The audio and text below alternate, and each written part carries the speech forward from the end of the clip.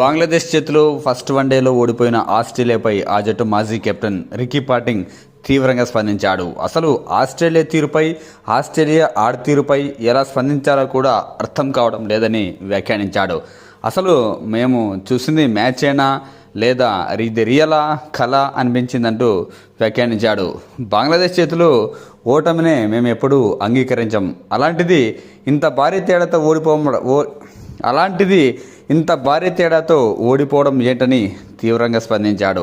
అసలు ఆస్ట్రేలియా జట్టులో ఒక్కరైనా బాధ్యతగా ఆడారా అని తీవ్ర స్థాయిలో స్పందించాడు. ఒక్క ఆటగాడికి కూడా సరైన ప్రణాళికలు, ఆటతీరుపై సరైన అవగాహన లేదు. ఏ ఒక్క బ్యాట్స్మెన్ కూడా పరుగులు సరిగ్గా చేయలేకపోయారు.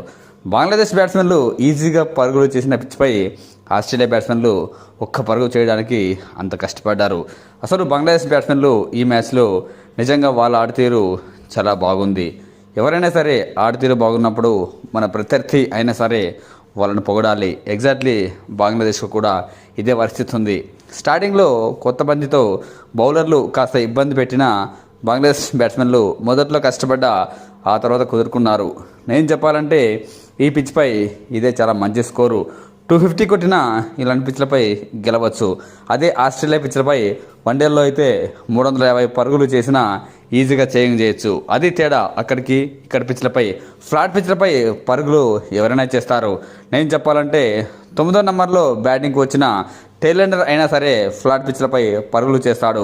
కానీ ఇలాంటి ట్రిపికల్ పిచ్లపై పరుగులు చేసినప్పుడే మనలోని బ్యాట్స్మెన్ బయటకు వస్తాడు. కానీ అలాంటి బ్యాటింగ్ ఏ ఒక్క ఆస్ట్రేలియా బ్యాట్స్మెన్ నుంచి తాను ఈరోజు చూడలేదని వ్యాఖ్యానించాడు. ఓటమి ఇంత భయంకరంగా ఉంటుందని బహుశా ఆస్ట్రేలియాకు ఈరోజు తెలిసిందేమో అంటూ వ్యాఖ్యానించాడు. ఇది నేను చెప్పాలంటే ఈ మధ్యకాలంలో ఆస్ట్రేలియా ఆటతీరు మరీ అధ్వానంగా తయారవుతోంది. రాను రాను ఆస్ట్రేలియా బ్యాటింగ్, బౌలింగ్లో మరీ నాసిరకంగా కనిపిస్తోందంటూ వ్యాఖ్యానించాడు. ఆస్ట్రేలియా క్రికెటర్లలో క్వాలిటీ బాగా తగ్గుతోంది. ఎక్కడా కూడా గెలవాలి, రాణించాలి అన్న పట్టుదల కనిపించడం లేదు. ఇలాగే కొనసాగుతూ పోతే ఆస్ట్రేలియా పరిస్థితి మరీ దారుణంగా తయారవుతుందంటూ వ్యాఖ్యానించాడు. ఇది కరెక్ట్గా మన తెలుగులో చెప్పాలంటే అదేదో అంటారే, రాను రాను రాజగుర్రం గాడిదైనట్టు ఆస్ట్రేలియా కూడా అలాగే తయారవుతోంది. ఇప్పటికే పాకిస్తాన్ జట్టులో వన్డే సిరీస్ను ఘోరంగా ఓడిపోయిన ఆస్ట్రేలియా జట్టు ఇప్పుడు బంగ్లాదేశ్ చేతిలోనూ అదే పరిస్థితిని దాదాపుగా ఎదుర్కోవాల్సిన పరిస్థితి కనిపిస్తోంది. మరి చూడాలి, ఇంకా 2 వన్డేలు ఉన్నాయి.